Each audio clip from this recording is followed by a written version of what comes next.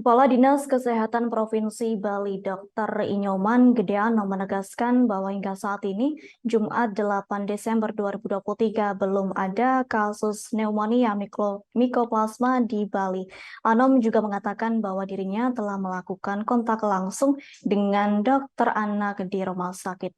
Pihaknya menyatakan apabila terdapat gejala pada anak sudah mengarah ke pneumonia Mycoplasma baru dilakukan pengecekan spesimen. Meski demikian, pengecekannya belum bisa dilakukan di wilayah Bali. Atas hal tersebut, sampel akan dikirim ke Surabaya terlebih dahulu. Terkait hal itu, informasi selengkapnya akan disampaikan langsung oleh rekan wartawan Tribun Bali. Niluh Putu Wahyuni Sari, silakan untuk laporan lengkapnya.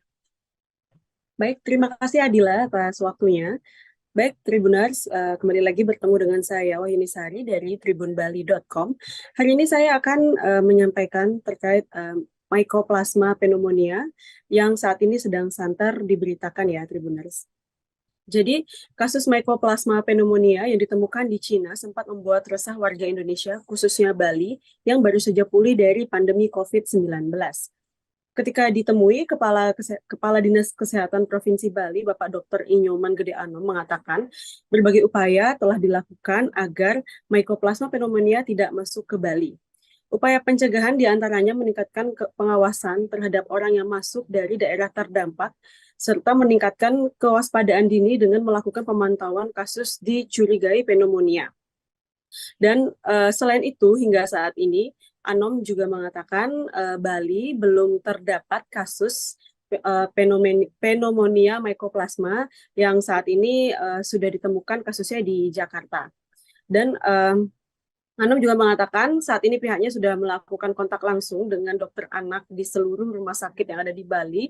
Dan nantinya jika ditemukan gejala pada anak yang sudah mengarah ke pneumonia Mycoplasma, untuk dilakukan pengecekan spesimen dan pengecekannya akan dilakukan di Surabaya, bukan di Bali, Tribuners.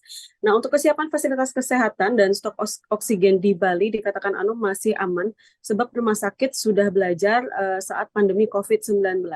Terlebih sudah ada depo oksigen Samator terbaru yang ada di Bali, sehingga dipastikan stok oksigen tetap aman di Bali. Sementara itu, mengenai data pneumonia biasa yang memang sempat terjadi di Bali yang menyerang balita dan anak-anak pada tahun 2022 sebanyak 5.269 anak atau 53,2%, dan pada tahun 2023 sebanyak 4.977 anak atau 57,89%.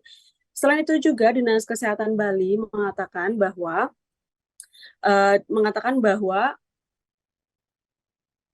maaf Tribuners terputus. Jadi selain itu Dinas Kesehatan Provinsi Bali menyebutkan bahwa COVID-19 saat ini dianggap sebagai flu biasa. Jadi untuk masyarakat khususnya yang berada di Bali tidak perlu khawatir lagi mengenai COVID-19 ini karena memang Bali sudah pulih, sudah tidak ada kata pandemi lagi, dan terlebih herd immunity atau kekebalan tubuh masyarakat di Bali sudah bagus karena vaksinasi booster pertama sudah mencapai angka di 80% ke atas. Itu saja Adila dari saya.